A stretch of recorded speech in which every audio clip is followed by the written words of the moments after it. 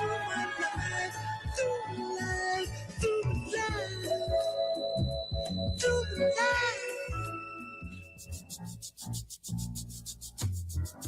right.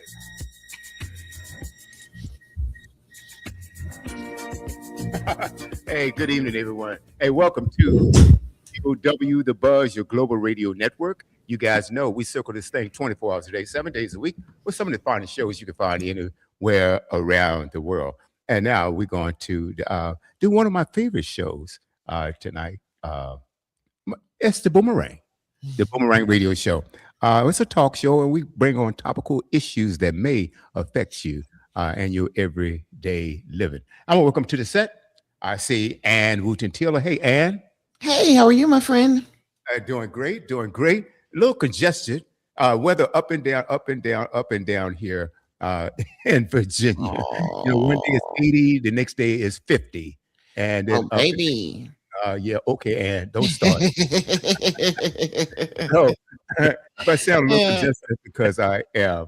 And also welcome to the set, the Madman from the Mad Mike and Wild Will Coast to Coast show. Hey, Mad, what's going on? Howdy, y'all. Thanks for joining us here on the Boomerang Show. Absolutely, absolutely. And Ann, you had an interesting show yesterday. You want to tell us a little bit about it? Oh yeah, we had author Tabitha Gisette Keys on. She was talking about her book, The Refining Fire, Purification and Transformation. It was awesome to meet her and to hear about her journey, as well as how she's, the Lord's blessed her book to be used to help people who are going through a rough patch to see things positively and love people unconditionally in spite of everything. So it was really an uplifting message that we needed to hear. At least I was real honest, I needed to hear it again to be reminded of some things,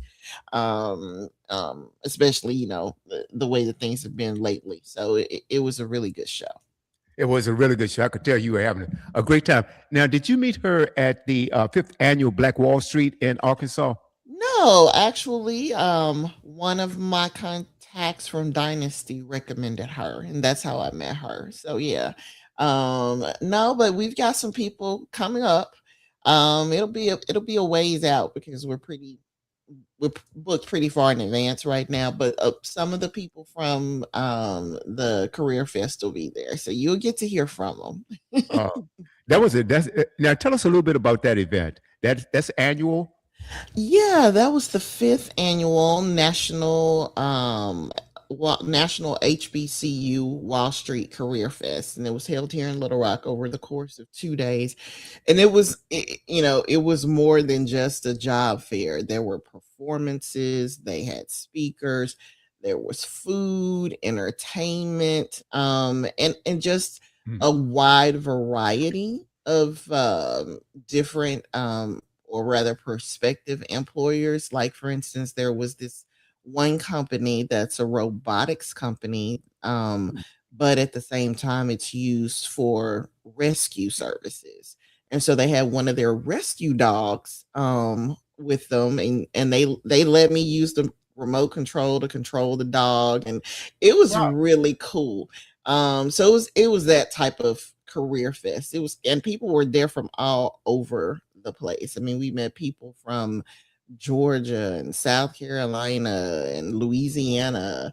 It was truly a national it was a national career fest. So it was just very dynamic, very very just people from everywhere and lots of different types of potential employers and even authors selling their books and whatnot. It was awesome. It was really good. I'm sure Mike is interested in this also with his former career in law enforcement. Tell us a little bit about that rescue dog. How is it planned for that dog to work? What are the plans? Is it like rescuing fire victims or people that are being held hostage, or how is that? Tell us a little bit more. It sounded like it was really interesting. It sounded like they could do all kinds of things, especially in tight spots that was difficult for people to get to. The man that I was interviewing, he said that like they could use the animal to take food into small places so that the people would be hydrated, and get and have water, have something to eat until they're able to dig them out. They even tested the range.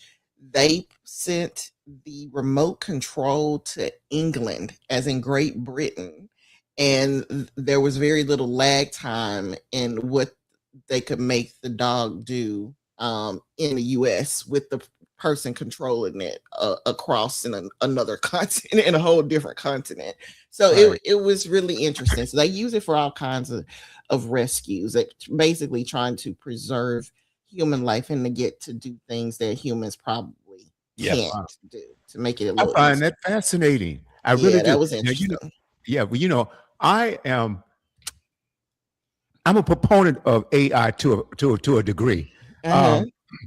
I like it because there's some things that we can use AI with that can happen a lot faster, as in rescue and maybe in Yeah. surgeries and things of that nature. Uh, what I'm anti AI about is when it starts taking jobs away from people. Yeah. Because I know that factories coming to the United States, and it's been purported that they're going to use AI to replace their workers, and I think that's a shame. That's a shame. Well, I So, can just tell you this from experience, helping my kids find summer jobs. If you go and look, like just pull up Indeed and just do a general search, mhm. most of the stuff that I have seen is, I forget the name of the company that's doing it, but they're recruiting people from just about every type of profession to do AI data training, and they want people now. So I've seen job announcements for attorneys. I've seen job Mm, announcements for physicists. I've seen announcements for um, people doing taxes, accounting, um, all kinds, every type of job that you can think of.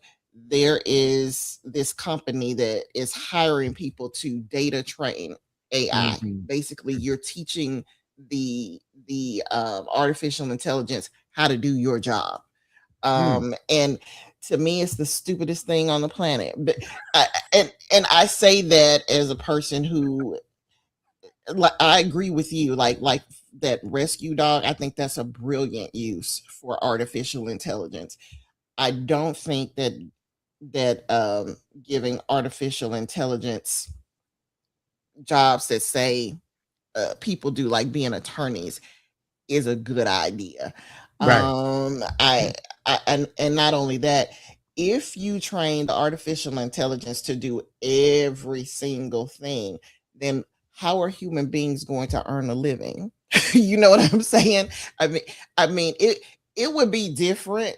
It would be different if we had these benevolent individuals who were using their money to give the rest of humanity a life of leisure, but that's not the Mm. case. They're all Uh-huh. in this for money. Yeah. So when you are taking away your potential customers' ability to earn money, eventually you're gonna bankrupt everybody, including you. So Mhm, mhm, it's weird. It's like the so-called small people are the dumbest people on the planet at the same mhm. time. It's just strange. We live in a really weird time frame. It is. It is. And Mike, I like the idea with the AI dog. I really like that. That's fascinating. And I don't know how much. Now I knew you guys used to use robots in some situations, Yes. like if there's a high crime situation where you send a robot into the house instead of you guys going in, or other things like that. But it hadn't while you were there. How much had it advanced towards what Ann is talking about? It was pretty amazing. We had what we called the bomb squad robot, which when we had hostage situations or we had lack of communication, we would send the bomb squad robot in there with an articulated arm. And this robot, well, you might have seen him, William, because we'd bring the bomb squad robot out for the gift of love program and the robot would talk to and hand the kids cards. I mean, it was that Aw. Oh, it was, and it would talk back and forth, and of course, the robot had a handler that was off screen or whatever. But the robots were amazing because once again, as Anne very astutely pointed out, this saves lives because now you got a robot that can be replaced if it gets blowed up Right, instead of a human life.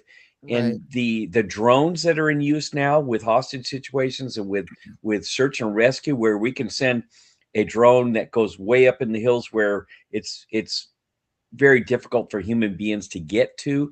So that type of robotics, whether it's drones or robots or robot dogs or whatever, this saves human lives as far as I'm concerned. And they've really come a long way as far as the robotics go. With they've got humanoid stuff that now will stand on corners and talk to you and give you information. It's amazing what they've done, Mm-hmm. and it's very beneficial, that side of it. But I also understand the negative side of people creating videos or sound bites with your voice, with your picture, Mm-hmm. that may be, and I guess the schools are being inundated Mm-hmm. with nudes of the other school children, and it's being sent out to all these different kids at the school, and these primarily it's women that are being abused with this, but they're being shown as being nude or naked or doing things they shouldn't be doing, Right. and it's not them, but the Right. voice is the same, the face is the same, the body's the same. So it's very evil Mm-hmm. in those terms. But as far as the robotics go, as far as saving human lives, absolutely. I mean, look at our Absolutely. military. Look at our military. How many drone planes are used to for military purposes, so Mm-hmm. that pilots aren't blown out of the sky. If you lose a drone, you lose a drone, but you haven't lost a human life. Right. So I'm with both of you in that. I think the good side of robotics and the good side of AI is excellent, but I see all the abuses that can be put into Mm-hmm. play by the evil Right. people that live in this world, and we've got to Mm-hmm. deal with it. We have to find a way to deal with it, and to go after talk about William's point about people losing jobs. And I think we briefly talked about this last week on the Boomerang. Is like, well, things are going to change. One door shuts, another door opens up. And Anne, you've got two young boys that they're not they're boys, they're young men now, Yeah, and they are. they're going to have to pick a profession that is going to see them through to their adulthood and raising a family and raising your grandchildren. And Right, right. they're coming, girl. Yes, I'm They're looking gonna forward to happen. being grandmommy. Whether you like it or not, it's gonna happen. Yeah. Yep. So I think what's going to happen is we're going to have a bumpy road here for a little bit. But what's going to happen in the high schools and the colleges is they're going to have counselors that say, hey, listen, that job doesn't exist anymore. You can't be a blacksmith. Mm, Those jobs just aren't there anymore. So now you have to morph into a different job to uh, fulfill your life and your dreams and your marriage and your children and your grandchildren. So I think it's going to level itself out, in my opinion, because there's going to be other opportunities, and your sons are going to take advantage of those opportunities. Mm. I'm guessing. mhm. Mhm. Don't Yeah. have a choice. You know, You don't have a choice. Yep. absolutely. Well, excellent points there too. And I want to think about you think about uh, AJ and Alex's uh, class, and that generation. Yes, they are they're in school and they're accustomed to learning, and so I think it would be easier for them to be able to adapt to those new skills that's going to be required to have a meaningful career, right? But you take Well, that I, person that mm, 50 or 60 years old and they just lost their job to artificial intelligence. Man, how do they start? well, You this is know, a thing, William. What I think a lot of people are missing. It's you would think that the kids would quote unquote adapt to AI, but what a lot of teachers are complaining about in terms of them adapting to it is just they're not using it in a way that supplements their learning. They're using it in a way that replaces learning. That's right. So teachers are having to actually come up with ways to see if the students contributed anything at all to the paper, or if they just gave Copy paste, yeah, the kind of stuff. assignment to the artificial intelligence and had it to do it, because that's what's happening. Mhm. And I think what you're gonna have is a true erosion of learning. I mean, we have seen what happens when we let people get homeschooled or whatever and basically indoctrinated. The learning curve has dropped off a lot. Not saying that schools are perfect, they are not.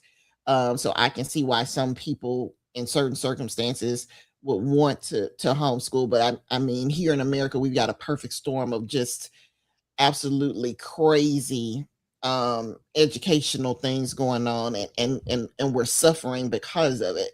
So now, to add on top of that, you've got a generation of kids coming up who know how to manipulate, like you said, data systems, electronics, all that type of stuff a lot better than the previous generations. And so they figured out, why do I need to actually do research and write a paper? I will just feed this information to the artificial intelligence and tell it to give me a paper. And so And cheat, Right. essentially cheat.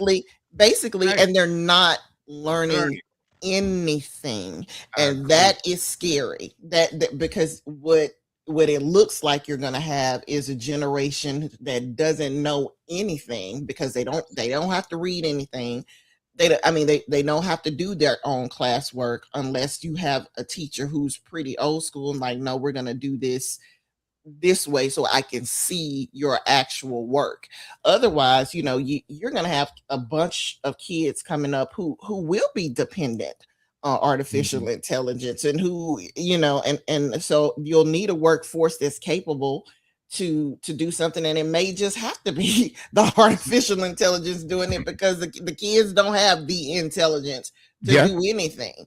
absolutely. So that's my concern. I think I don't think it's going as well as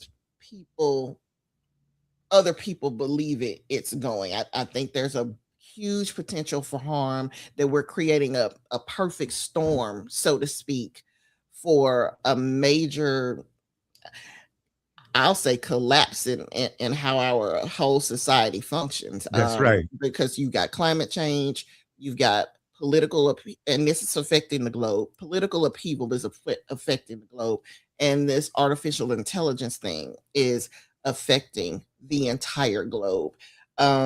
So those three things together, I think, are going to create a perfect storm that's going to cause major problems for all of humanity Mhm. in the next couple of decades or so.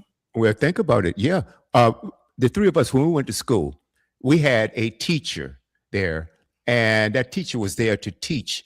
And also, we were challenged, through our testing and things of that nature. And if you have AI taking over, where does your critical thinking go? There will be no Right. more really critical thinking. And that's so important for our future development of society. Mhm. Just like inventions that were made and things of that nature in the past, and it took critical thinking skills to be able to come up with that, because you felt something, okay, well, it's cold in my house and I've only got one heater, I've got 5 rooms, but then someone came up, a black woman, as a matter of fact, and invented the central heating system. All Mm. right. Or traffic lights and things of that nature. So you're taking away the critical thinking of us human beings by doing this. Now, I remember a couple of weeks ago, I'm not sure. I think yeah, I know I did. Um, and I know Mike was here. And I'm not sure whether you were on or not, but I showed where the first lady of the United States, she rolled out a robot. Mm. And in so many words, she was thinking that robot will be teaching your children. Well, Mhm. what about all the wonderful teachers I mean, I don't know how many teachers we have in this country. There's got to be millions of teachers. Mhm. What happens to them if you have a robot to take over them? And that robot cannot have or ever possess a compassion that certain teachers would have. Because you take a teacher, you've got a class of 20, 25, 30 children. A really good teacher pays attention to each one of those, and they know their habits, their patterns, and they can probably tell if one student is not doing well or not feeling well, in a bad mood, or whatever it is. Their robot can't feel that. And I think it needs that hands-on approach for critical to our thinking here. I So think it's another way to indoctrinate too, because it's a it lot is. easier to upload into a machine what you want to Mm, teach kids than to get somebody who's a live person to do your bidding. For mhm, instance, I think it was Oklahoma. It was either Oklahoma or Texas. Might have been Texas, where they've been enacting these laws trying to get to make teachers teach the Bible in mm. classrooms, which Christianity 101. Well, I won't say 101, maybe it's a little bit more advanced, but the Bible makes it clear that among Christians that not many of us should be teachers, because Right. God knows not all of us have that particular gifting. And you certainly don't want to be teaching somebody biblical principles when you are not Ordained. gifted by the Holy Spirit, first and Yes, right. foremost. fully Um, versed. right, to do Yeah. so. Come on. So, but they are mandating in Oklahoma and That's a Texas, shame. places like that people that in the classrooms teachers teach the Bible. Well, the teachers notice, the ones who actually know the Bible, notice that they had stuff in there that wasn't biblical. So there Right. were errors in the so-called biblical material, and the teachers called it out. And so, but imagine if it's a robot, and the robot doesn't know anything but what you told it to teach. And if this That's right. is the command, even if it sees that okay, there's a discrepancy here, if you command it to do it anyway, guess what? That's what's gonna probably happen. The robot's gonna do what it's been programmed to do.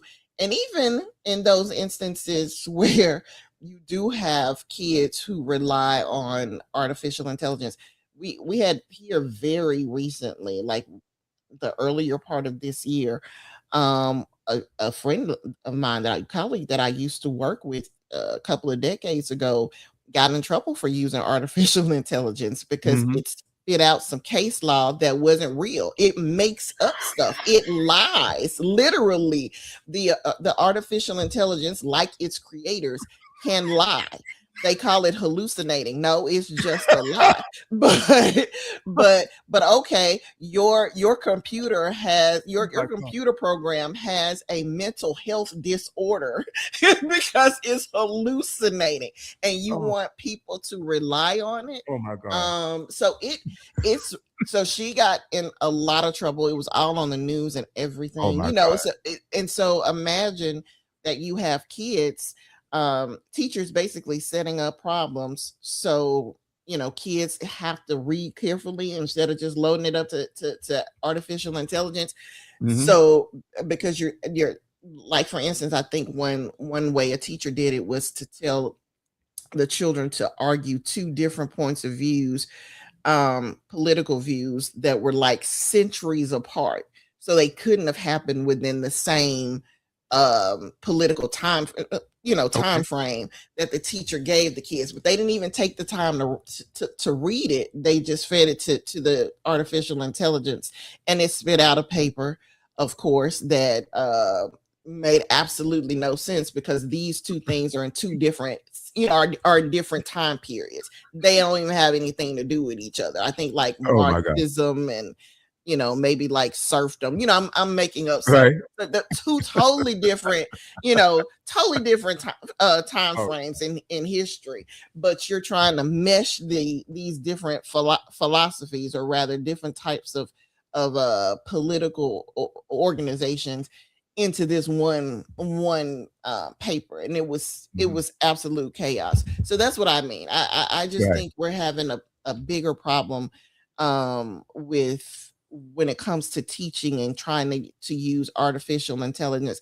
I think it's going to be a major issue if you set a computer in the classroom to take over where human beings have or should, I think, remain as the people to teach other human beings. But that's I just me. agree. I agree. And one thing you said earlier, and that's also having, Oklahoma. Mm. I don't know. I don't have any figures in front of me, but the last time I checked, Oklahoma is pretty low on the chart of schools, how well they're Mm. doing. I believe, I'm not sure. Perhaps you guys can fact check me. Please feel free to do so, because I really Mm. don't want to disseminate any false information. But I believe they were in the bottom 10. I believe they are. I'm not sure. Guys, check it out and let me know.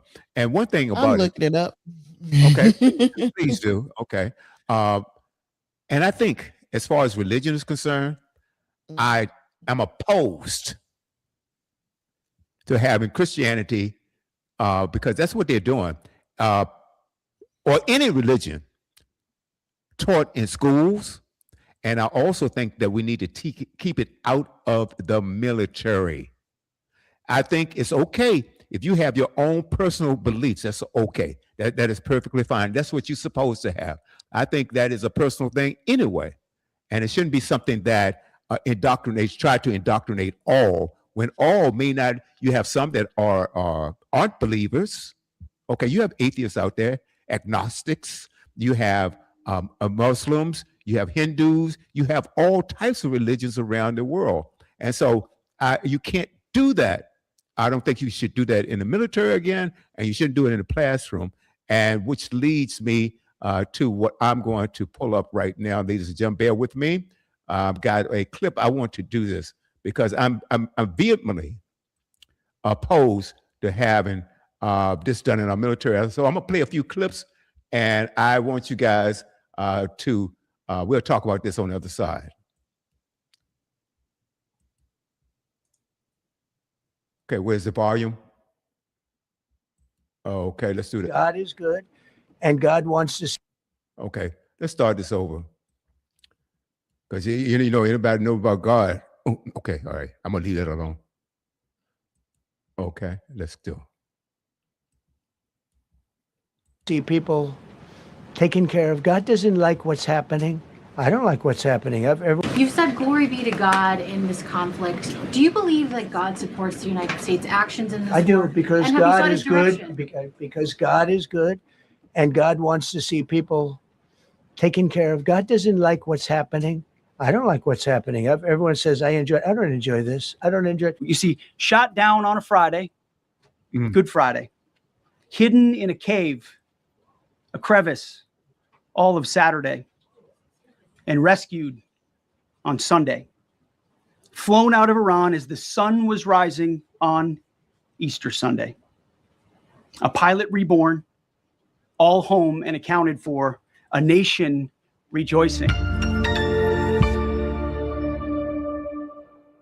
All right. You've said glory be to God in this conflict. Do you believe that God supports the United States' actions in this war? I do, because And have you God sought is his direction? good. Because God is good, and God wants to see people taken care.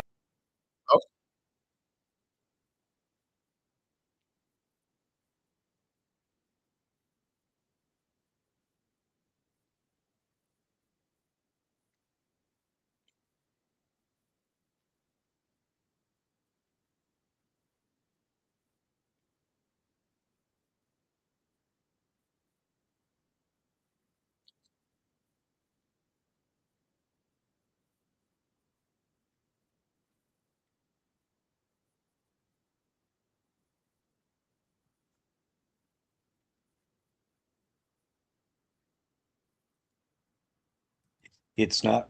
It's not where's Waldo. It's where's William. I I'm right here. Okay, I thought it was just me. I'm like, maybe mine is buffering. I Oh, couldn't. okay. I Okay. didn't know. Okay. Oh, wow. You guys didn't hear that? No, we We heard heard- we we heard the heard video, some and then of it it. went dead. Okay. Right, All right. right. I've So, got one I don't more know I'm what going to pull up for you. I was trying to loop these things together or put them in succession so they can play automatically. I'll work on that part. But I want you guys to check this out right here. And then we'll come back and we'll discuss this on the other side. How about that?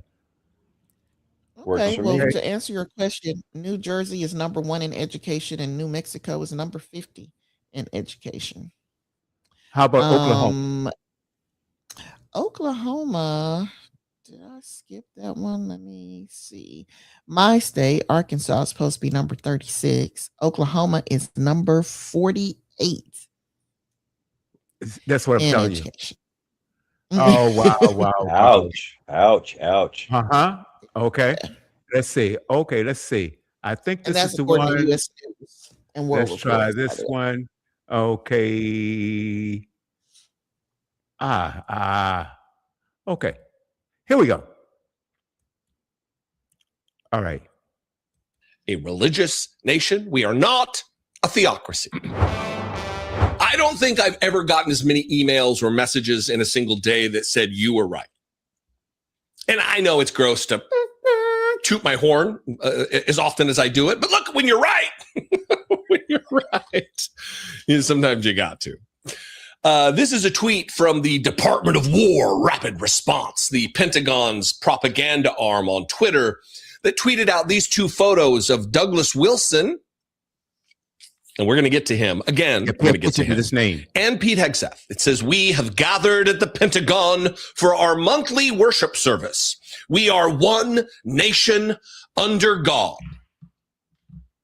4:31 p.m., February 17th, 2026.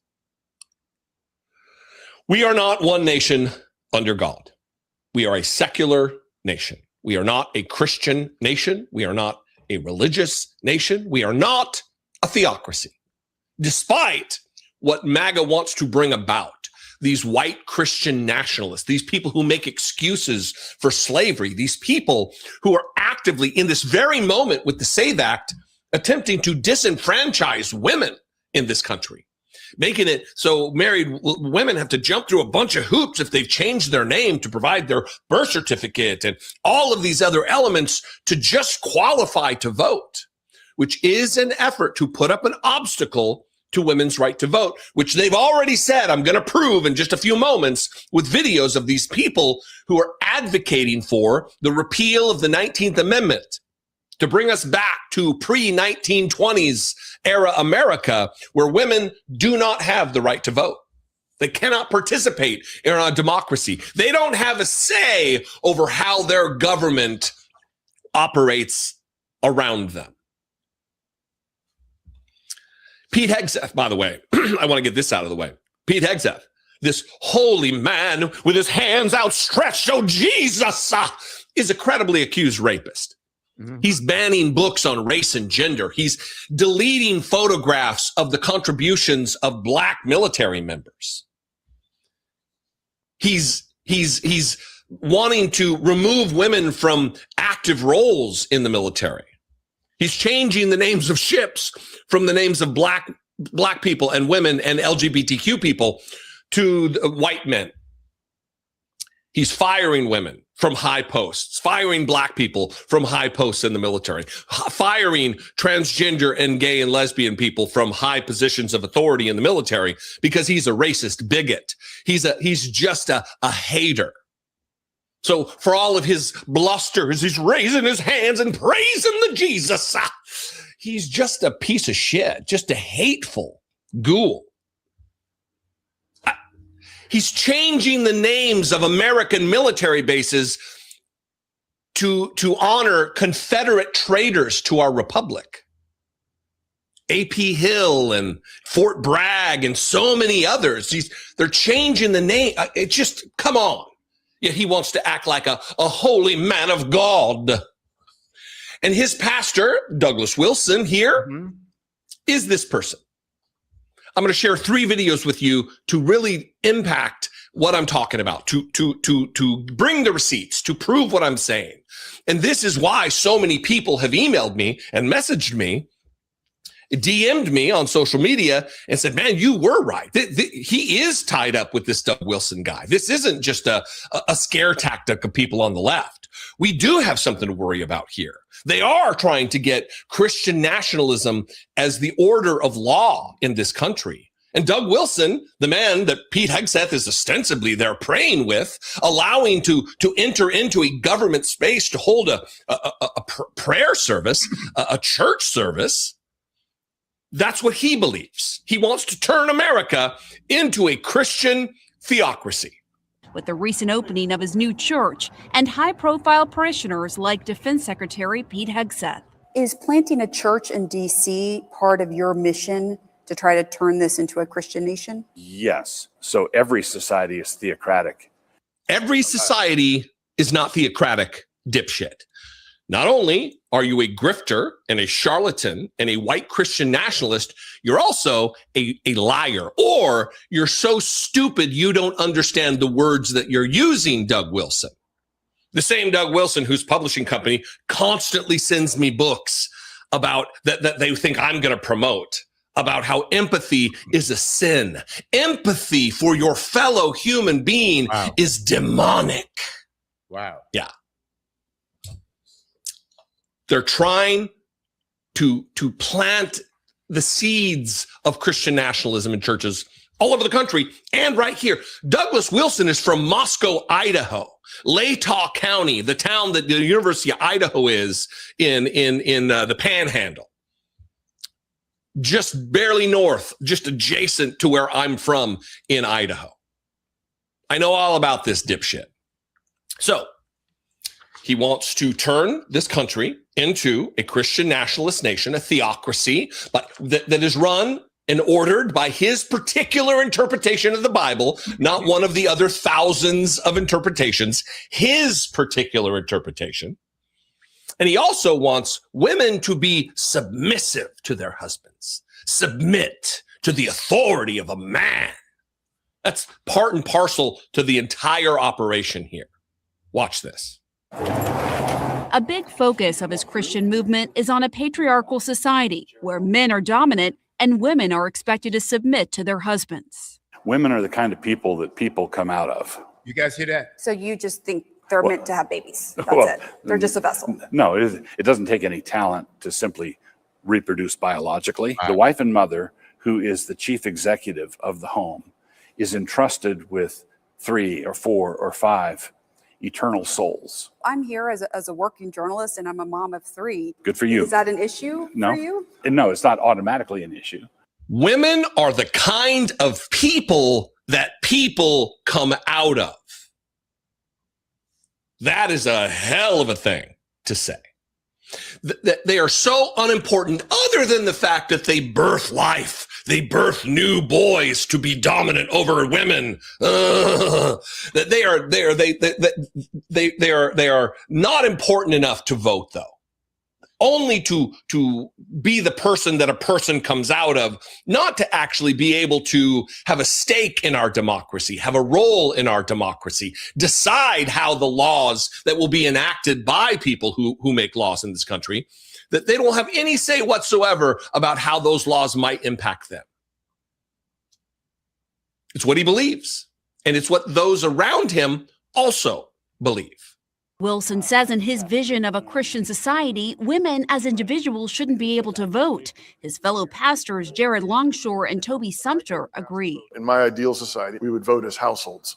And I would ordinarily be the one that would cast the vote, but I would cast the vote having discussed it with my household. But what if there's your wife doesn't want to vote for the same person as you? Right. Well, then that's a great opportunity for a good discussion. There are some who have gone so far as to say that they want the 19th Amendment repealed. I would support that. And I'd support it on the basis that the atomization that comes with our current system is not good for humans. You want these ghouls to decide what's good for humans? People who believe fundamentally at their core that it's a choice to be gay. You decide you want to be gay. Even though they didn't decide they were straight, They didn't decide any of that. That was God made that decision for them, I guess they would say. This is what the SAVE Act endeavors to do, to bring to real life the viewpoints of these monsters. The monsters that Pete Hegseth is holding church services in, unconstitutional church services. They're not having Muslim calls to prayer in these Christian services. This is one church, one particular version of the Christian faith that is supreme at the Pentagon. It's a problem. I'm going to stop it right there. Let's come back. Now. Okay. We discussed this before a little bit about invoking religion and having these prayer services at the Pentagon. I am firmly against that. And when it comes to politics and even there should be a separation. I think it should be a separation. And again, feel free to pray and worship how you want to worship. I'm okay with that. But for him to bring that and then use that, I'll have some more clips a little bit later. I didn't want that one. That one went on just a little too long. To justify this ungodly war and using religion to do so, I think it's an abomination. I think it's blasphemy. And it should be nowhere near our military. It should be nowhere near our government. And I see these charlatans, I'm talking about Congress, whether it's in the Senate or in the House, they're always invoking God, yet they are out there starving people, taking people's health care away, and God does not ordain that. The killing of innocent women and children, I don't care whether it's in the United States or anywhere around the world and over the Middle East. You're not going to tell me that God condones that. If so, that's not the God I worship. No. Mike, what's your take on what we just played? And do you think that... No, I'm serious. I want to give you as much time. I know you're serious. I'm not laughing at you. I'm laughing at the guy on the video, but go ahead. No, I want your take on what you just saw, what you just heard. And do you think that there should be a separation of church and state the way the founders designed this or proposed, not proposed, but designed this? And should it be in our military when you have all types of people, all types of faith in both places, in our military? And you're going to promote your Christian nationalism on a Muslim or someone who practices another religion, because there's only one God. And I believe that all religions worship or supposed to worship the same God if there's only one. I'm going to shut up right now. What's your take? You're not going to like it, William. Probably not. It's okay. The guy in the video is a moron. He has no idea. I like that part. He has no idea what he's talking about. He's just a hater, and he's spewing hate just for the sake of hate. This is a nation that was founded on Christian principles. That's a good thing. That we have separation of state and religion because our decisions shouldn't be made on religious foundations. However, our Pledge of Allegiance says what? One nation under God. Our money says what? In God we trust. This is a Christian nation founded on Christian principles. That is a good thing. Now, that being said, does that mean that no other religion has a place in America? No. First Amendment, freedom of religion. That means, yeah, we may be founded on Christian beliefs, which I think is a good thing. And I think taking Christianity or some type of religion out of schools, I think is detrimental, because good religions, whether it be Christian or Judaism or Muslims, the good religions preach love and kindness and doing the right thing. And I've talked many times about good and evil here. Good religions preach the good versus evil principle. And I don't think you have to pigeonhole it into just Christianity. Yes, we started that way. It doesn't mean that we have to stay that way. So this guy's just a hater, and all he's trying to do is divide and conquer, and shame on him for doing so, because it's not it's counterintuitive to what our nation is founded on, which is, again, freedom of religion. And I don't think that just saying we basically were founded on Christianity, I don't think that's a bad thing, but it's not the only thing. There's many religions here in America for a reason. And we don't put down any religions, at least if you're a decent human being, you don't put down other religions here in America. You could be Jewish, like I said, or Muslim or Buddhist. I don't care. As long as your religion preaches good versus evil, I'm fine with it.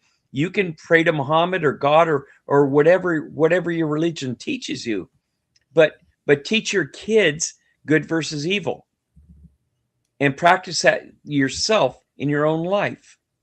So that man is just, he's evil for trying to divide and conquer and saying we're some kind of whack job Christian nation that doesn't believe in anything else. And I just don't have time for people like that.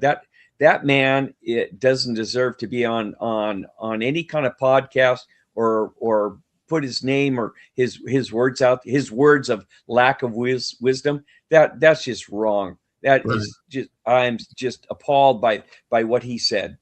Absolutely. I agree with you. You know, I'm going to agree with you about 90% of things that you said. Before I toss it over to Ann, are you still breaking up or can you hear me loud and clear? I can hear you. Okay. I'm going to push back on that because I disagree. This is not a Christian nation. We have, I believe that the majority of the people in this nation are Christian, okay? But it wasn't founded on Christianity. As a matter of fact, the forefathers made it a point to point that out because a lot of them they weren't Christians. They were not Christians, okay? I've done my research on this, but yes, the majority of the people, I believe the majority of people in this nation are Christians, okay? But that's by choice. I think that my faith is personal to me. I don't need, unless I'm going to church, okay? School is not a church, okay? The military is not a church. It's something in the Bible about saying that the word needs to be taught and taught by a preacher. And you can correct me, you can smooth that out a little bit better than I can. But I want your take on that, because what's happening here is that Pete Hegseth and Donald Trump, they are using God as a justification to conduct this war, okay? And they are backing Israel, and the modern day Israelites do not even believe in Jesus. I don't know whether you knew that or not, but they don't. Now, the Orthodox Jews do, but the modern day Jews do not even believe in Jesus. Okay? And your take, please. And correct me if I'm wrong about anything. I guess my shock is, even if you do disagree with the host of the podcast, the men who were making all sorts of misogynistic, absolutely insane claims about women in politics and marriage and all of that. The fact that doesn't outrage you is telling, is sad. I will say this. I agree that when it comes to a lot of the rules that we have, and it's not just America, it's everywhere, a lot of the rules that nations create, like for instance, murdering somebody is a sin. Yeah, that murder is a sin in the Bible too. So that you do have what looks like your stance of morality mirrored in some ways in what we're taught in our religion. That's true to a degree, but that doesn't necessarily mean that America is a Christian nation. I can agree that, murder is wrong, but that doesn't make me a Taoist. If their religion also says murder is wrong. Just overall human morality takes into effect that you don't kill people just for love of the game, as the kids would say these days. It's just wrong to do that. So that doesn't necessarily mean that you have to even believe in God. There are atheists who know that you shouldn't kill people, who know that you should be kind to your neighbor, which is another biblical principle: love your neighbor as you love yourself. There are atheists who can model good Christian behavior, even though they believe in nothing. So that doesn't necessarily mean that because we follow these particular set of rules, which our religion teaches us, also it is the way that we should live our lives. It doesn't mean it conforms to one's religion or another. Another thing is, the people who created the Constitution of the United States specifically, explicitly stated that this is not a Christian nation, that we will not have one religion in this nation. They said that because they were fleeing religious persecution where all the white people came from, which was Europe. So you couldn't practice whatever religion you wanted to in Europe at that time. They ran over here to the quote unquote New World so that they would have the freedom to practice religion. I will go even further than that. If you read the Bible, which obviously these people do not, except to find ways to use it as a weapon against people that they don't like, you will find that the people who were God's chosen people, the Hebrews, were enslaved by the Egyptians, and they were not free to worship their God. So in part, the Jews were set free miraculously by God so that they would be free to worship him, so that their religious freedom would not be restricted. Then you turn around and you have a theocracy that's created for the Jews. They corrupt the government, meaning the theocracy, the religious leaders who are also the government leaders are so corrupt, they anger Jesus enough to tear up everything in the temple because of the corruption of the so-called, as we will call them, church leaders / government leaders. So when Jesus goes back to heaven and the disciples are made apostles, they tried to reconstitute a theocratic society. If you read the book of Acts, you'll see that people were coming together as Christians, and they were bringing all their money, all their worldly goods together, and they had quote unquote all things in common, as the Bible put it. Fast forward to today, you don't see one nation in the Middle East of a Christian theocracy, because God didn't let that stand. If he'd already shown us what happens when you make your religious leaders your government leaders, what they do is corrupt the government and they corrupt the religion at the same time. And Jesus came and said, no more of that. We are done with this. So this is how you know these people, number one, don't read. And if they do read, they are only reading to get out what they want to want the Bible to say. For instance, there's a very popular popular scripture in the Bible about the perfect woman. We call it, I think, the Beatitudes, and I think it's in the book of Proverbs. And I read it a long time ago when Reverend Demery was still on the show, because he was here. I remember that night when I read it. And the way that male ministers read it, they always emphasize the part about the woman being at home with her maids, and they're working all night long, tirelessly doing feminine things.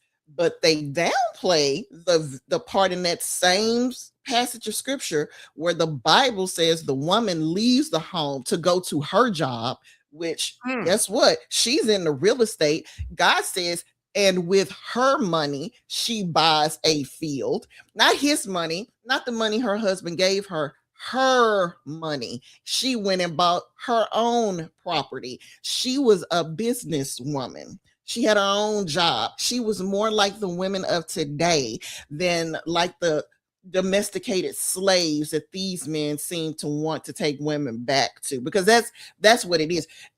I will tell you how far they're taking this, and y'all don't know this. I know this because I've got kids who love video games, and Alex was watching one of his favorite YouTubers the other day, and there is a video game out called Woman Simulator, and it basically teaches girls how to just be housewives. It is insane. It tells you to in the game, and I'm just telling you what I saw in the game. The YouTuber playing it, it was a young man, and he hated it, and he talked about just how boring it is. But it tells the female character to follow her instincts in terms of what she should be doing all day. What her husband leaves her some money on the table to do shopping. She's got basically mops and brooms, and it's her job all day long to just clean. She's ironing socks. The woman in the game was ironing socks. I have never ironed a sock in this life that I can recall. I'm sorry to interrupt, but can I tell you something? Because my mother was a spectacular lady, very brilliant, and just was a class act. She used to iron my underwear. My tidy whities and my sock. My mom used to do that religiously, and it's like I look back at that now. It's like, wow. Yeah, but she did that. She did that for all three of us kids. I'm sorry to interrupt, Dan. No. I'm just saying what you have is basically, long story short, you were streaking. You have these people. Well, yeah, you needed your underwear ironed if everybody's not when I was streaking. I didn't need no undies when I was streaking. Well, I guess taking them off doesn't count. But at any rate, basically, they want to go back to a time where they not only have people with brown skin oppressed. To the point where there is basically, slave labor that they're getting, because that's what they want on the one hand, and then on the other hand, they want their domesticated slaves in the house, meaning their wives, just doing women who are there to serve them in every way, their physical needs when they want sex, to clean their houses and to birth their babies. I mean, that's what it sounds like to me that they want. And that's not what the Bible says. The Bible that I read isn't empowering to women. It's empowering to everybody, because the word of God says that Jesus came to set us free. Whom the Son sets free is free indeed. So we're not supposed to be in bondage to each other. What we should be doing, what we're supposed to be doing as human beings, one towards another, as spouses in a marriage, as parents with children, friends, co-workers, we're supposed to be giving towards one another. We're supposed to be loving towards one another. We're supposed to be kind to each other. But more and more, you have, for whatever reason, the picture of success in the minds of so many people being, how much can you dominate over somebody else? How much more do you have than somebody else? Money, power, fame. Who can you get to serve you instead of you serving them? And this is another reason why these people don't read. You had people like that among the disciples. The disciples were vying for a position of power and honor within Jesus's kingdom, and they had one of them, the mothers of a couple of the disciples, and came and asked Jesus if her sons could sit at his right hand, and he was like, you don't know what you're asking for. Because in order to do that, you must become a servant. The ones who are great is in the kingdom of heaven are the ones who serve. Guess what, people? That requires empathy.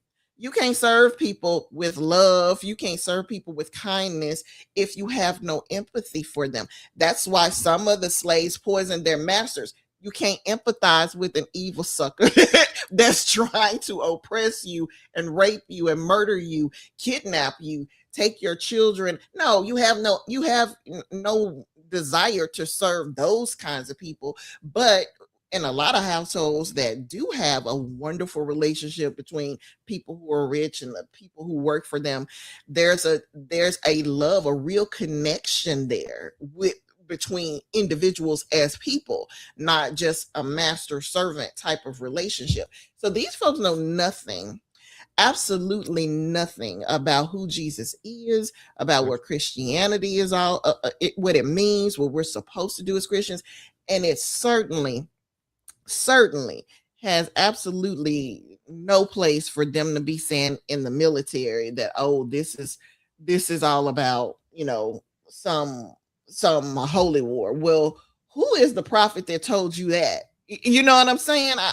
Where is he or she who made this announcement that this was a holy war, especially when you have, which I've seen on the world news, I don't know if you guys saw it or not, some of the Israeli soldiers with a mock-up of Jesus being crucified all over again, and them desecrating it and beating it. Yep.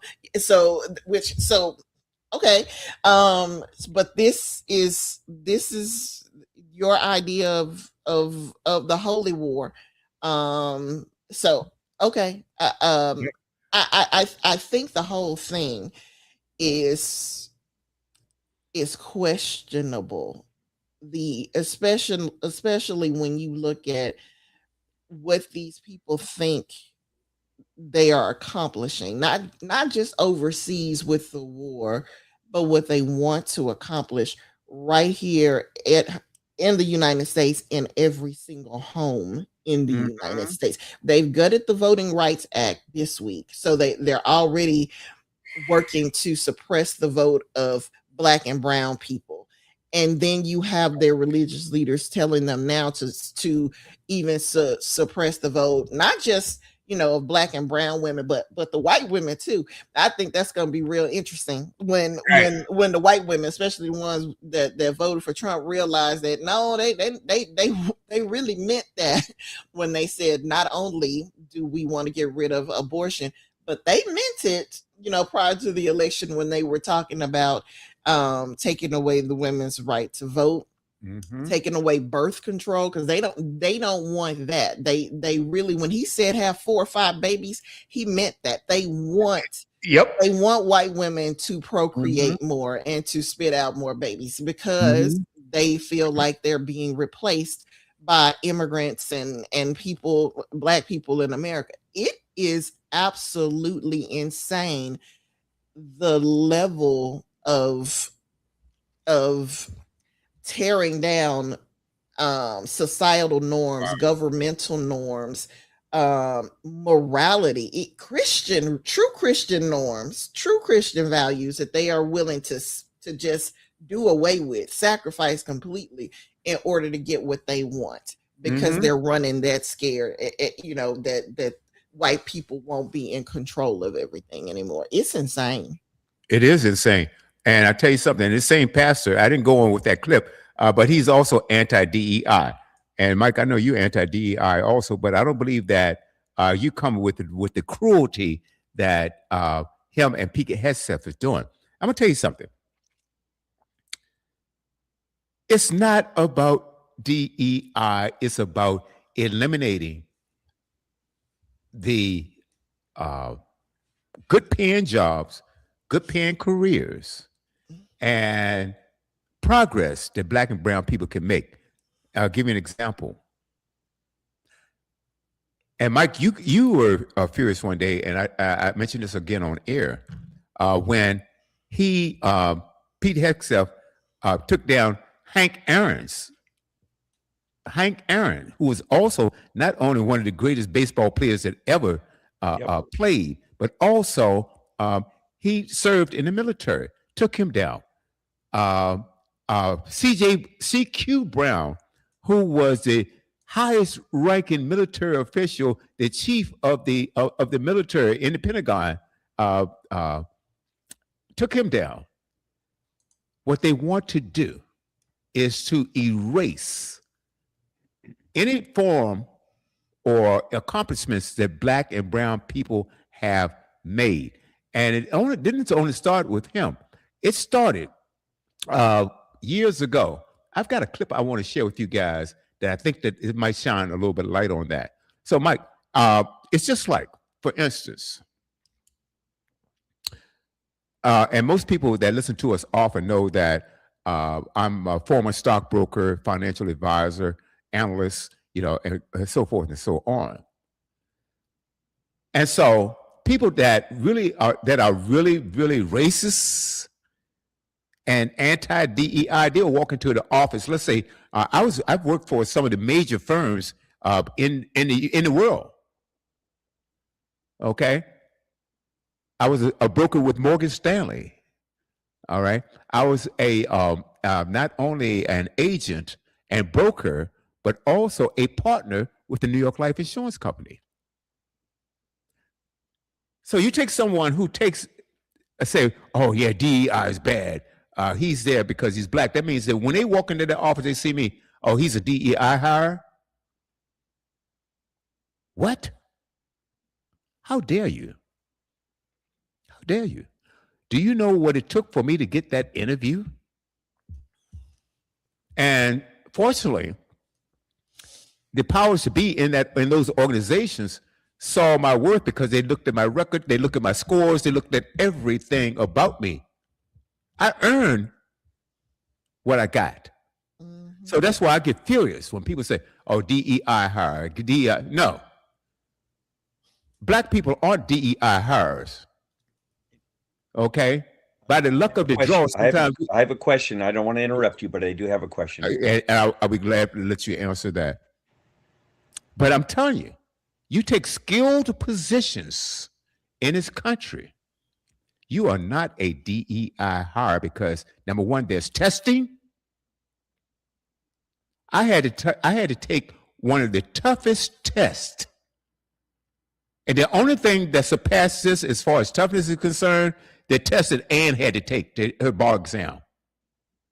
Right after that, it's a Series 7 exam to be a stockbroker. That is one of the toughest tests. Like I said, bar exam, Series 7. They're 1 and 2. You can check it out, whatever it is. And it is not easy. Matter of fact, it is nerve-wracking. It's a long test. It's arduous. And they try to trick you to see how sharp you are. It is crazy.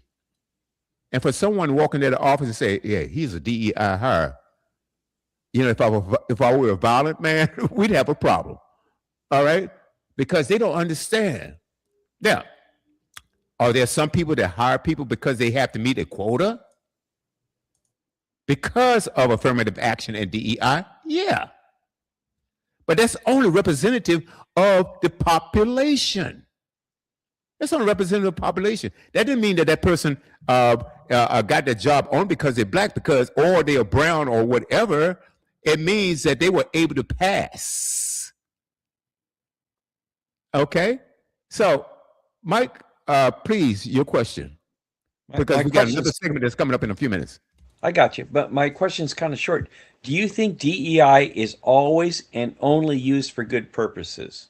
Do you think DEI is never abused? Do you think people that don't deserve that position are put into those positions to qualify for whatever it is, the level playing field? So do you think DEI is always and only used for good purposes? That's a great question, and it's impossible for me to answer because I do. Well, Because again, hold on one second.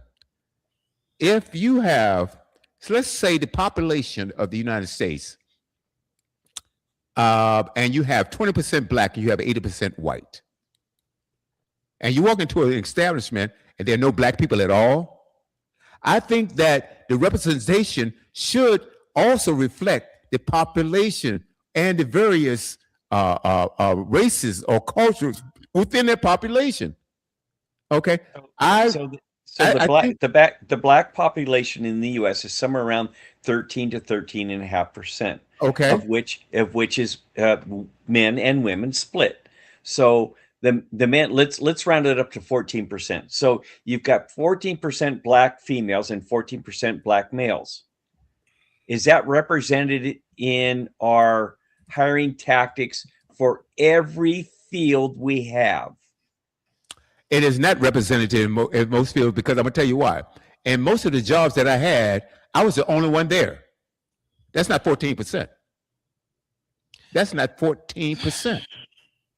And and I've gone to conferences around the country. I've been out of the country. Okay. As a matter of fact, in one of the more recent awards that I won I mean, it's going back to 2014, but anyway, I earned a Mediterranean cruise.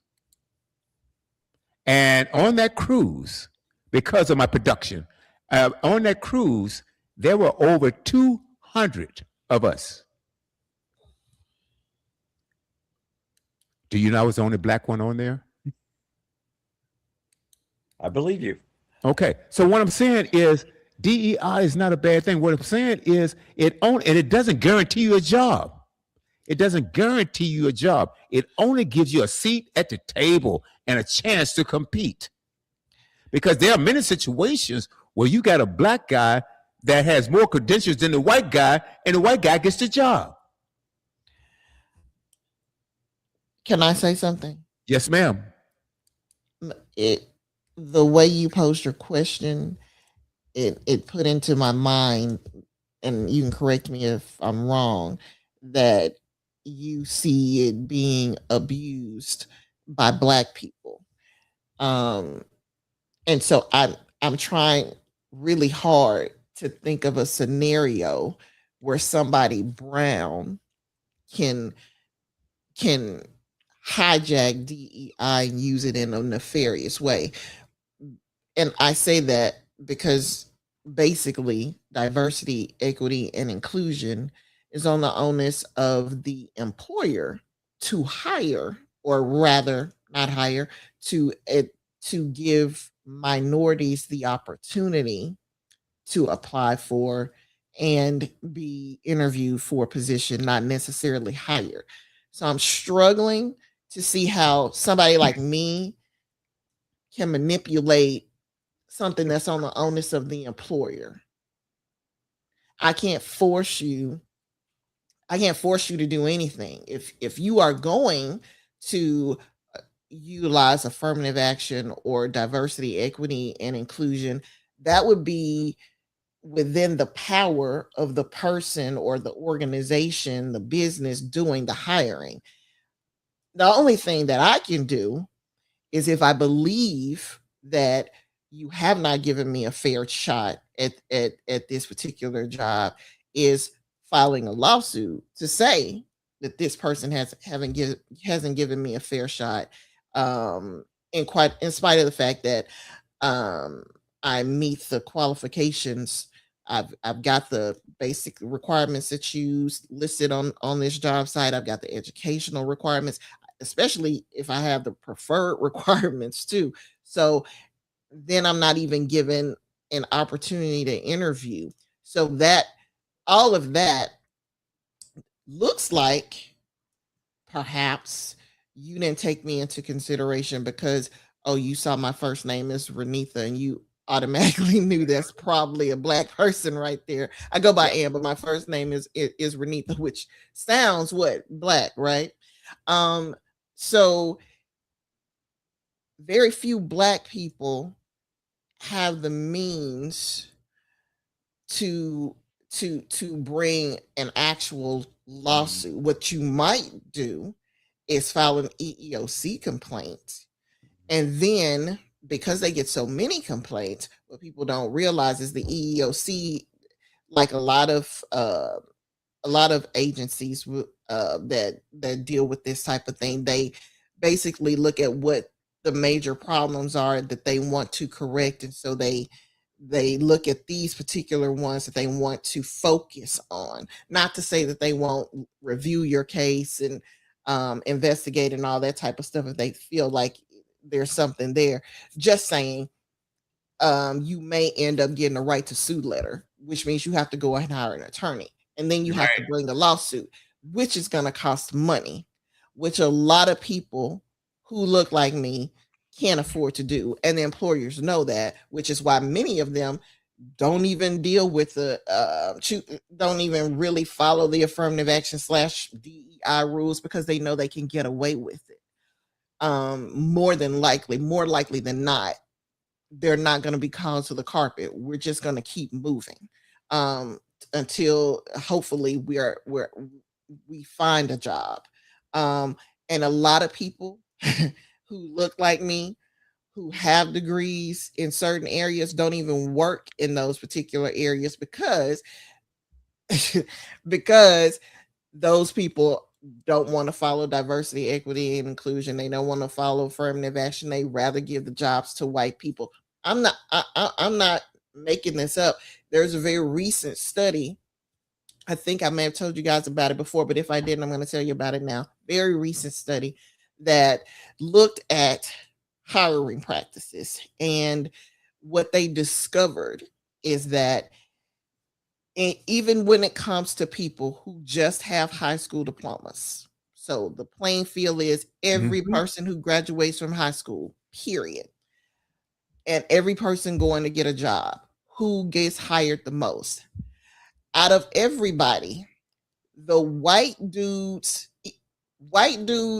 who even had they were convicted felons, got hired more than brown people who had no criminal history. They were rather, just like at the White House, they rather have a convicted felon who's white than a Black person with no record who has just the same qualifications, if not more qualifications, than hire somebody that's brown. That was the outcome, that more than likely they would hire a white person who'd been to jail rather than hire somebody brown. You know, I think you're right, and I do agree with everything you're saying. However, I've seen it's a pendulum for me, where the pendulum is swinging one way, and then it goes over here, and then it swings the other way. Because in the past, that has been abused also with hiring practices, where if you were a white male at one point, because of affirmative action, you could not get hired as a cop or a firefighter, because it was mandatory for them, for those employers, to hire people of I hope I'm not offending anybody if I just say people of color. So that was discrimination also. So that pendulum swung this way, and now it's swinging back the other way, and I think it's in a constant state of flux, where it's swinging back and forth, and it's very difficult to get it to be in the middle where it's fair for everyone. And Ann, I believe everything that you just said, and I know those things happen. So I'm not discounting what you're saying at all, but understand there's the other side of the pendulum also, where it was unfair at a time for people that were white. I'm listening to what you're saying, and I'm trying to still understand. So you're saying there's a place, I guess, in California where every firefighter and every fire station and every cop station, everybody's black. There are no white people working there at all. No, good question. There was a time here in California, I think throughout the nation, where because of affirmative action, everyone's trying to equal the playing field and say, okay, well, listen, we've gone, everything's white, white, white, white. Everyone that's been hired for these positions is all white. Oh shit, we need to fix this. So then the pendulum swung the other way, and you couldn't for at least a time frame here get hired in those positions if you were a white male.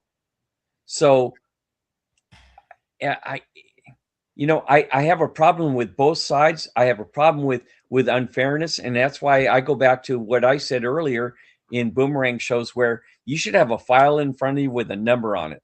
It shouldn't say your race, it shouldn't say your sex, it should tell you your qualifications, your abilities, and what you've accomplished. And you should be hired on that file and that file alone. I think the rest of it you should throw out. And with regard to the military, if the standards are dropped for the military for you to be in a specific area of the military, and you can't qualify for that position, and they drop the requirements to get you in because you happen to be of whatever category you want to call it, that's wrong. The rules, practices, and policy should apply equally and fairly to everyone, regardless of race or religion or sex.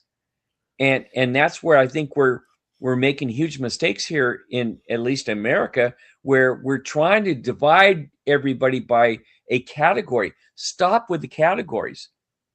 Have a file that says, here's what this person's able to do. Hire them or don't. And that should be it. I don't like all of the DEI and stuff. All of you guys know I don't like DEI because I think it's misused. So Okay. So See, now Mike, what I heard you say, and I'm still trying to understand, William, so forgive me, but no, what I go heard, on, please. what I heard you say, putting in context of everything that we just talked about. William says he goes to a Mediterranean cruise because he won. Out of 200 people, he's the only black person there. And you believe him that, yeah, that's about right. Like, only William, only one black person should be there. But at this, because he's the only one out of all the people in America, only one that could qualify for it, has everything, met all those things, who merited it. But we can't flip that same coin and see that perhaps there was a time period where there were enough black people who not only met the qualifications, but who interviewed quite well, who had the knowledge, who had the skills, who had the expertise, and who were hired because they merited it more so than their white counterparts. So why can't we see that it wasn't necessarily that the pendulum had switched back and forth? It could be that the meritorious system was actually working, and you just had more black people qualified during that time than their white counterparts. If we can believe that's the case that's going on with William, that he was the only black person who should have been there because he was the only black person who qualified. But what it feels like and seems like and sounds like, and I'm not just talking about you, I'm talking about in general, that white people look out, like in my office, I'm the only black attorney. It wasn't always that way. When we had a black attorney who was my boss, and that's happened twice, it's amazing how other black people have been hired. But whenever there's a person who's white at the top of where I am, the office has been lily white. And a black person was first hired where I work when they hired a black woman to be in charge of the office. So basically she's the lead attorney, the chairman, basically. Since she hired me, I'm still there. But all the other black people, of course, moved on. But nobody, I take that back. We had a Hispanic lady, one Hispanic lady that was hired as an attorney. Now, when you look at the clerical staff, almost all Black people. In my office, they are all Black. In the lower office, they have Black and white people. And this is what I'm trying to get you to understand, Mike. When it comes to low-level positions that white people don't want, they have no problem filling them with Black people. They have no problem filling them with Hispanic people. They have no problem filling them with Native American people. When you walk outside of, say, for instance, case in point, when I was still in law school, Andre and I got married. We went to work at this place called Alltel, which was a cell phone company here, and they had a call center. The call center was almost all Black. Soon as you walk out of the call center to every other job that's in the company, everybody was white. And they made it very difficult for anybody Black to leave the call center to go to another position. They forced you to stay in the position for 2 years, knowing how difficult the job was, because people didn't understand cell phones at that time because they were still new. So you're getting cussed out all the time. It was horrible. And if you accepted a promotion within the call center, that started your 2 years all over again, right? You couldn't be late. You couldn't be absent. You couldn't have any type of issues at all. All those things were strikes against you. But once you left out of the call center, all those other jobs, the vast majority of them were filled by white people. And this, I believe you. I believe you, by the way, and that's wrong. And that type of stuff needs to go away. And the only way I think you can do that is by hiring people by their qualification instead of anything else. You know, hey, Mike, I agree with you. But see, you have to understand something, too. All white people aren't like you. And I'm going to say this. No, you have to hear me. Please. I see that on so many different levels. No, I'm sorry. All white people aren't like you, because I get it. Thank you. When we first met, you hired me, didn't you? I did. And that's my point. See, you have to understand the world that we're living in right now. You need to leave the ranch sometimes. You really need to leave the ranch. Okay. Well, I know you do. I'm teasing you right now. But and your bromance, like I have told you too before, your bromance gives me hope. That it does. It gives me hope that that all is not lost, and I mean that sincerely. That Thank you. that hopefully some kind of way we can forge a path forward. But I am very cynical of humanity. I don't think much of it. And so I see things getting worse instead of better. I understand. The world is not fair. But your bromance is lovely. It is. Okay, the thing about it is, I can fight with Mike on the level that I have some relatives that I can't fight with. My own relatives, we cannot sit. Now, Mike and I can disagree, and if Mike doesn't agree with me, I don't want him. If he really doesn't truly agree with me, I don't want him to pretend that he does. And I'm sure he expects the same thing out of me. And I think if you are really good friends, you can tell each other how you feel about something, and you'll still be friends. Right. I believe that. Hey, William, can you get that spinach out of your teeth right there? Right here. That one right there. Look here, Mike.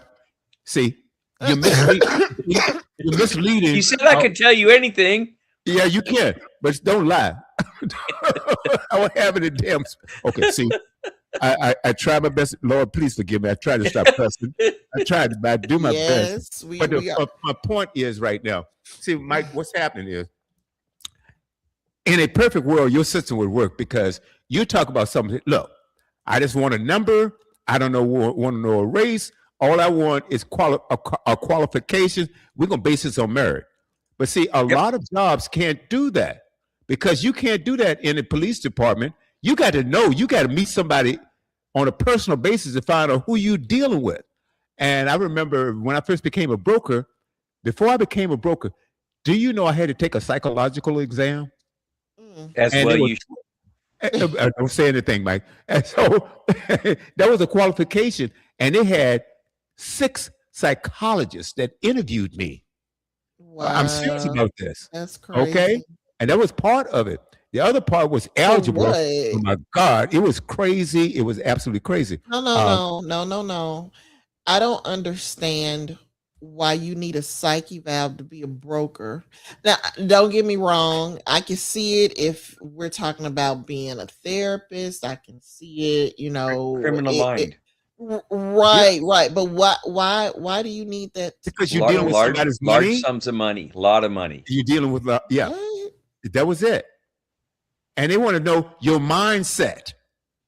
And see, Okay. the way the exam was set up, and I would go around, the panel would go around asking me questions. And because they want to find out if there was any trigger words to let them know that I was not honest or I was honest. And I was a person that was going to put the clients in front of them, in front of myself.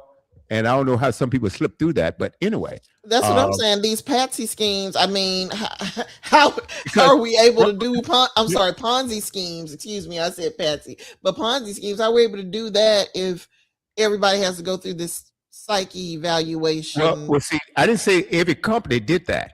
Okay, because I don't know. Okay. I don't know whether every company did that because I was with Morgan Stanley. Then you got so many others. You got Schwab, you got Merrill Lynch, you got blah blah blah. Cantor Fitzgerald. You got so many different organizations, so many different firms. But this is the way Morgan Stanley had it, and it was absolutely firm. Because if you didn't get through that, you go home, partner. No, you had to go home. And then there was the other exams, and then the algebra exams. Oh, God, that's crazy. But the point that I'm getting at is that I don't think, see, we have to understand, not only that cruise I was telling you about, but I used to go to conventions around the country, and there could be as many as 2,000 people there, and less than 10% were Black or Hispanic, you see? So it wasn't an easy field to get into. And Mike, what I'm saying, brother, is that you talk about merit, and in many cases, just like if you want to interview for in the field that Aaron's in with the law, being a lawyer or a judge or whatever it is, they're not going to just take a number.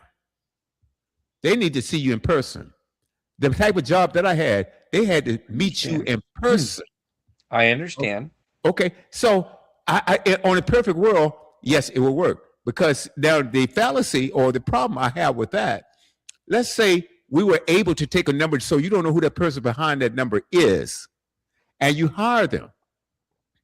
But then when you go on the actual job,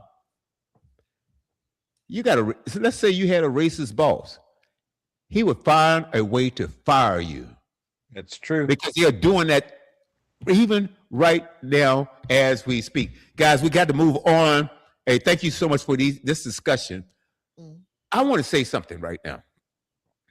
A lot of people think that this war right now is about the things that they are telling you about. And I looked at a lot of different things, and it's not what they say it is. It's all about the grift. The grift. Grift. There are people that's making money off of this war. It didn't just happen now under Trump's administration. It's been happening throughout decades. When I was, I remember being a teenager, and I used to hear something about, well, a lot of people making money off of wars. I said, how you gonna make money off of wars? And we're talking about, well, guess what? Manufacturing goes up because they have to make the uniforms, don't they? The arms, people who making bombs and ammunition, things like that, they are making money, aren't they? You got people that are invested in this war, and they don't give a hoot about any of us. They will sacrifice us to make their billions of dollars. And I'm gonna tell you something. Whether you voted for Trump or not, I'm going to say this. Has anyone really found out where does he rank historically among presidents? Well, I'm going to give you a little idea. and this goes back to 2021. The C-SPAN Presidential Historic Survey. Now, C-SPAN isn't the only one that did this survey. There are several others, Mike, because I'm going to ask you, I know you're going to ask, where do you get your information from? I've got it from, let's see, Wikipedia, Reddit, The Guardian, American Express Institute, Yahoo, Roper Center for Public Opinion Research, Quora, or is that, Quora? I'm going to just do that. Quora. Quora, yeah. UT, Quora, okay.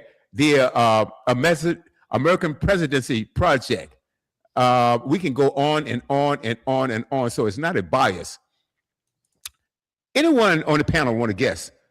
What do you think out of historically, before I give you what I've done, what I fact-checked on, Mike, what do you think that Trump has ranked among all presidents of all times?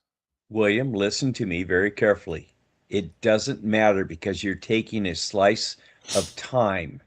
You're taking a very small picture of a time when we're at war with another country, and you're gonna relate that to the hang on. You missed it. I said 2021. You're going to relate that. You're going to relate that to all the presidents that have ever. Mike, what you're missing? Hang on. What you're missing is you're not listening to me. What you're missing is that that time is going to determine what presidents did really well and which ones didn't. Because now we're in turmoil right now. Of course, his likability is going to be very, very low. But when you look back in time after 5 years or 10 years, and all the negativity that you're about to spew is going to be irrelevant, because time will look at President Trump probably a lot more positively than they're looking at him right now. So it's unfair. You can laugh all you want, but time will tell. Time will tell which presidents did better than the others, which ones had higher IQs, and all of that. You didn't hear what I said. I said 2021. This is 2026. That's still new. Mike, that's a couple of years ago. No, that was 5 years ago. Once you look at Trump after 10 years, I think you're going to find that his legacy is going to be a lot more positive, unless he really screws up from here on out. Really? Yeah, I do. Mike, hey, bro. I don't care what this bromance is. Look, you're not going to spin this. You're not going to spin this, Mike. Mike, I'm not spinning. I'm just saying it's unfair. It's unfair to look at him I'm going back to 20 in a snapshot of right now. What, he's been in office for a year and a half, and all of a sudden you're going to rate him against every president that's ever existed for 47 presidents?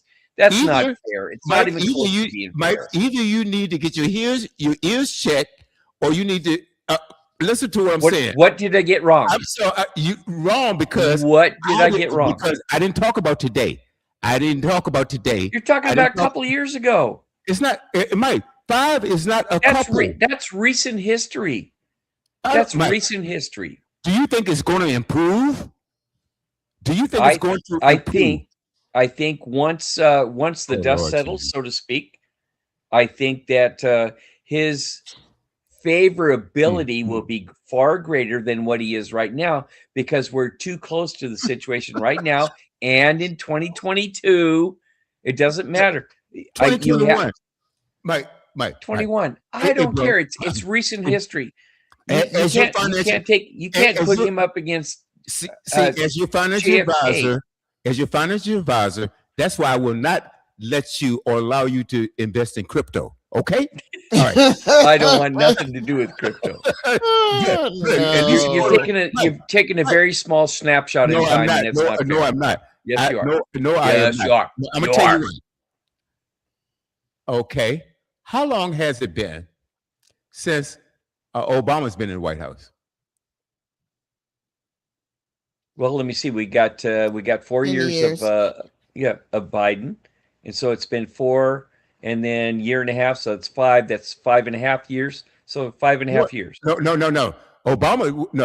Biden was in there 5.5 years ago. Okay, no, Obama. Biden going spent back- 4 years, and Okay, Trump and has a before- year and a there half. was Trump before that. That's 5.5 years. And then And prior to 5.5 years, Obama was in office. okay, no.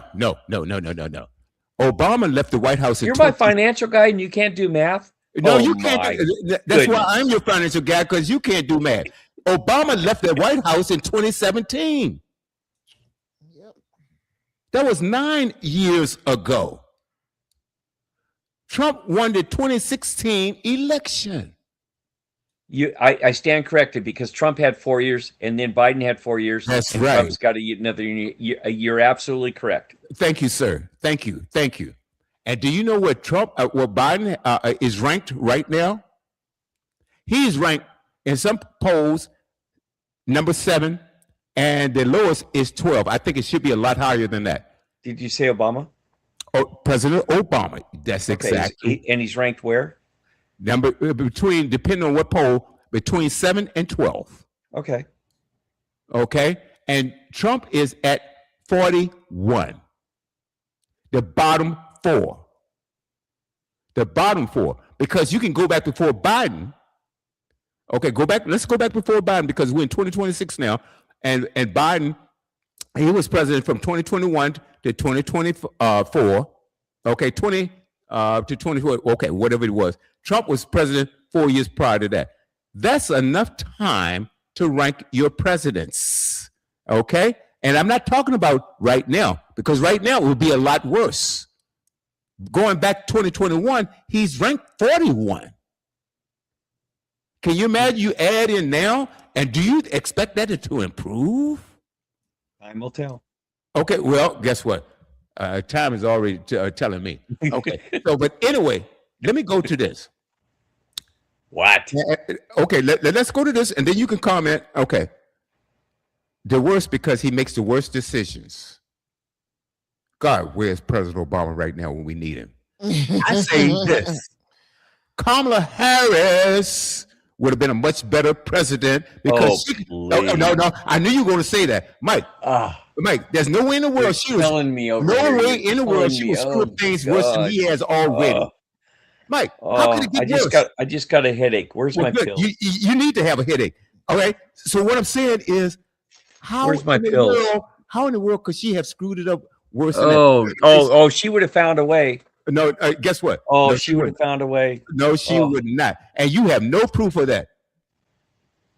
Really? You have no proof of what you're saying. Because guess what? She had plans. Trump only has a concept of a plan. Food prices through the roof. Gas prices through the roof.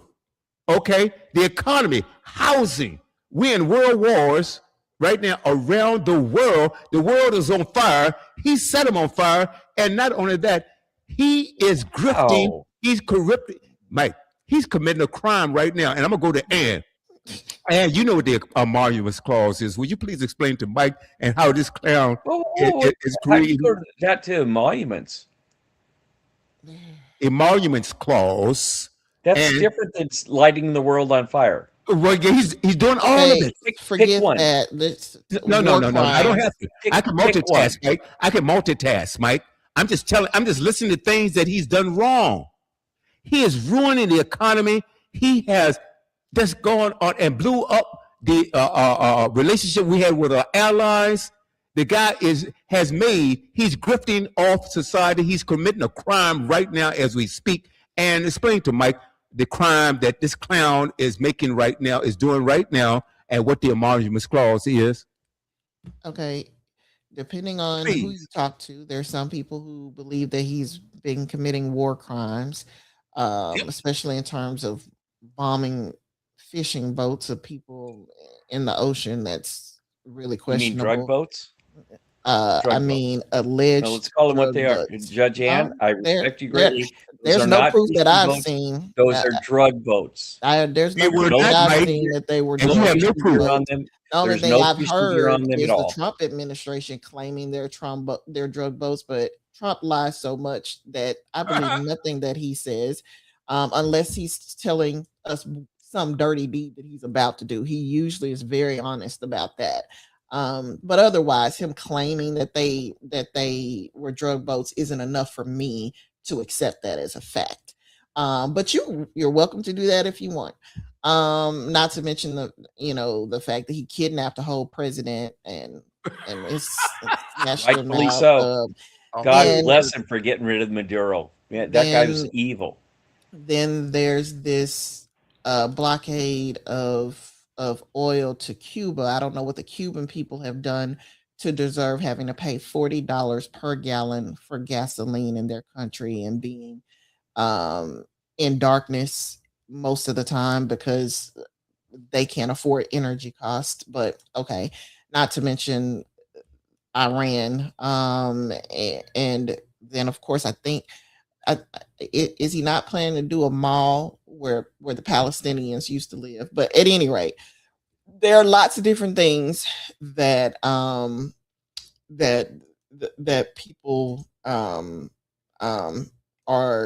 stating are problematic within this particular administration, and some people are saying there's a possibility that we've stepped over into the war crimes area. It will be interesting to see if the International Court of Justice brings criminal charges against Donald Trump. That I if I'm not mistaken, he might end up, if that were to happen, he could be the first president that gets charged with that. I can't think of anybody else who's been charged with war crimes by the ICCJ. But anyway, those are just some of the problematic issues as far as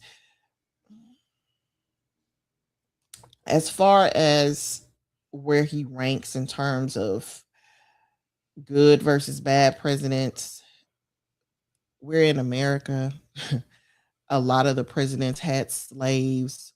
A lot of them were pro-slavery. A lot of them went out of their way to prop up slavery. So we've been run by racists for most of the 250 years that we've been in existence. So where does he rank on the totem pole of disgusting lowlifes? I don't know. I just know he falls into the category with them. So scraping the bottom of the barrel, it doesn't matter. He's down with the lowest of the low as far as I'm concerned. But he's nothing new in terms of having a racist head of state. What is new is the fact that so much of America is on board with his, not just his rhetoric, but his policies that are clearly racist. His clear tendencies to be willing to go into other countries and let's just say what he says, bomb the hell out of them so he could take their natural resources. I mean, he has a very colonialistic type of mentality, a very imperialistic mentality. Like he was born during the wrong time period. You know what I'm saying? Like if he had been born back in 1600s when the Dutch were doing the slave trade, all this would make sense. But the fact that he's behaving like a 400-year-old relic in 2026 is weird, and the fact that there are so many people willing to go along with it is even worse. So yeah, he's a piss poor president. Forgive my words, I shouldn't have used that particular term, but I mean he's just one of many of the lowest of the low. So to me, I don't really care what number he falls into. They're all scum and trash, and it doesn't matter. That's just the way that he is.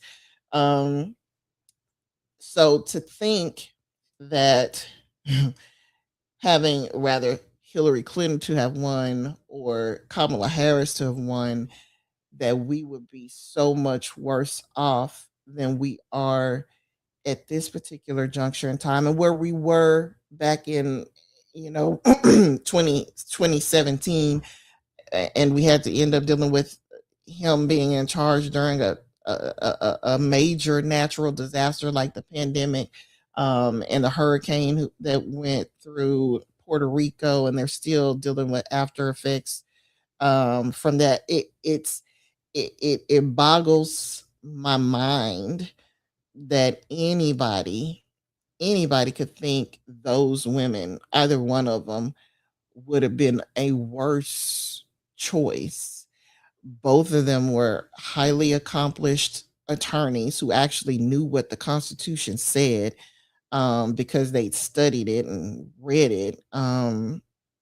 Both of them actually had prior political experience, which makes them both meet the minimum qualifications of the job. Because if we're going to have a merit-based, system, I think we should have one for our politicians from now on, which says you must meet minimum requirements. And one of those minimum requirements should be prior political experience if you're going to be president of the United States. And I know the Constitution doesn't require that, but we should be so tired of incompetence at this point that we as a people demand it. That's just my personal opinion. But if we're talking about basic requirements, they both had it in spades where he has none. And I guess it's very telling that this particular country would rather have a unintelligent, morally bankrupt, sadistic, racist buffoon who's a convicted felon on top of that as his president than two very intelligent, well-spoken, knowledgeable, experienced, decorated women to run their country, to run the country. But then again, that's just my personal opinion. Unfortunately, we are running out of time, so I'm gonna just stop there. And I want to say to everybody that next weekend is Mother's Day weekend, so please do, ma'am, sir, spend time with your mother. If you still have your mother, let her know you love her. If you are the mother, take a much needed break from all the noise. And do let them pamper you, whatever. If they don't do it, then you take the day for yourself to do it, as I will be taking the day for myself next weekend. I know my family has other stuff planned too, and I've got stuff planned for my mom and my husband for his mom. But I hope and pray that all of you have a blessed and wonderful Mother's Day weekend, and that you have a blessed week. Right. Hey, Mike. Oh, yeah. This is what we're going to do. Let me make a public announcement. We're going to take the Sunday off for Mother's Day next week. So we're going to be As off. we should. Yeah, we should. And Mike, I agree with everything that Ann said. I don't see how it could have been worse under Kamala Harris, because I'm going to tell you something. With the Republican Congress and Republican Senate, if she had done 1/10 of the things that Trump's doing right now, she would be impeached. I will guarantee you she would be impeached. And she wouldn't have done that. She had a plan. Trump only had concepts of a plan. Like I mentioned to you last week, his professor, college professor at Wharton Business School, said he was the dumbest student he ever had. Politicians are our problem. We don't need more politicians in politics. We need people that aren't politicians, that aren't in people's pockets.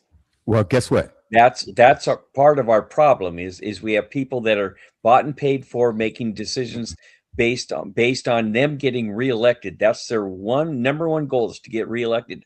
And that's what Kamala Harris did, and that's what Hillary Clinton wanted to do. No. And these people were only qualified to be politicians, and they did not have the needs, wants, and desires of this country in mind. All they wanted to do is stair step into another category to make themselves look good and beat their chest. So I completely disagree with both of you. I'm sorry, guys. I much respect to you, but no, I disagree completely. And that's okay. You okay? That's okay. And I think that time in history will show you that that the politicians are the ones that have wrecked our United States in certain ways, and I believe the non-politicians are the ones trying to save it. And again, history's going to, I think, bear out that Trump's not all that bad. Mike, he is the worst president ever. In your opinion? No. The world feels it, Mike. He got elected, didn't he? Twice? Yeah. He got elected twice, didn't he? Yeah, he got elected maybe once. But maybe once. He was put in office by the Russians the first time. Yep, and this last time. Oh, Russia, which has already been disproved. Russia. That was disproved. Mike, that was completely disproved. I don't know how you can agree with what he's doing right now. He's wrecking the economy. I agree completely with what he's doing. This war, for 47 years, every president for 47 years said Iran can't have a nuclear weapon. What did any of those presidents do? They did nothing. They did nothing. Trump is the first president that took a stand and said, I'm doing something about this. And you say he doesn't have a plan. Well, within 1 week, he wiped out 2 echelons of their government. Yeah, that's not a plan. They're you know where their military's at? It's in ruins. You know they don't have an air force anymore. Do you know that they don't have any boats anymore? They're all sunk. So don't tell me that he didn't have a plan. He doesn't have a plan. He has. Well, he did an awful lot without a plan. Mike, guess what? He falls asleep in cabinet meeting. How in the hell? So did Biden. Mike, no. So did Biden. Well, guess what? I would take I would take a Sleepy Joe any day. I would take President Biden in a coma before I take this down right here. This is absolutely crazy, Mike. The guy is ruining the economy. He is. Says you, Mike. You. I'm not. No. 2/3 of Americans said the same thing, and even some Republicans. So, Mike, we'll see. Hey, brother, maybe you'll catch up. We'll see. You will. I pray for you, brother. You will hope. You cannot say. I appreciate you. I do appreciate you both praying for me. By the way, I could probably use it. You know, and I hope and pray that you do, man. This guy is a racist. He's a bigot. He's a thief, and he's a felon. Says you. No, Mike, that's a fact. If brother. He's a felon, why isn't he in jail? Because he's rigged the courts. Wait. He's a convicted felon. He's convicted of what? 800 felonies, and yet he's not in jail. How does that work? Well, guess what? The How judge does that work? Very fancy legal footwork. That's how if you got the courts, you got the Senate, you got the Congress, you got the Supreme Court on your side, then guess what? You get out of you got a free get out of jail card. That's why he's not in jail, Mike. You're in fantasy land. And I'll tell you why he's not in jail, because we had a week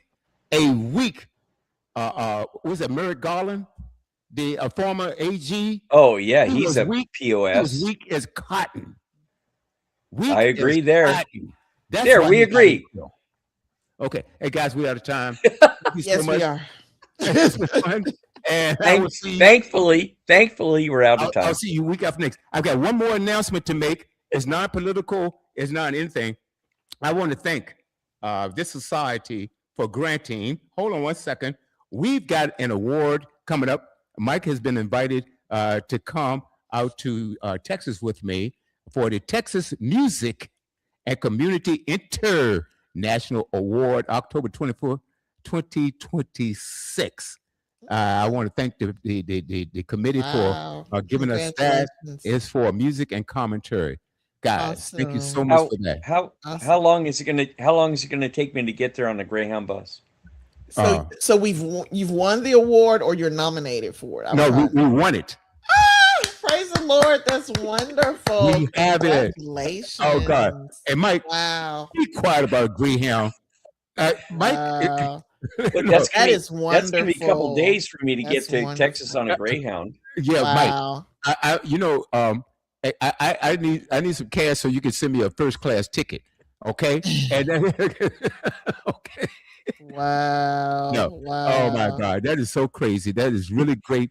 And I want to thank like I said, the committee for giving us that, honoring us rather with that award. Thank you so much. Yes, it was wondering. So, guys, in the Wonderful. meantime, Love it. I want you to kick back, grab a glass, because coming up in 1 hour, we have Sunday Night Goats with yours truly and the Jazzy Diva. So, kick back, grab a glass, and enjoy. It could be Kool-Aid. Who cares? All right, guys. Thank you so much. I'll see you guys shortly. Mike, I'll see you Thursday. Good night, Miss Ann. Hi to All Andre. right, have a blessed Hi to week, Andre, everybody. All right. Hi to the Thank boys. you. Likewise. Say hello to your family. Thank you. See you guys. All right. Okay, guys. I'm holding you so tight. You know.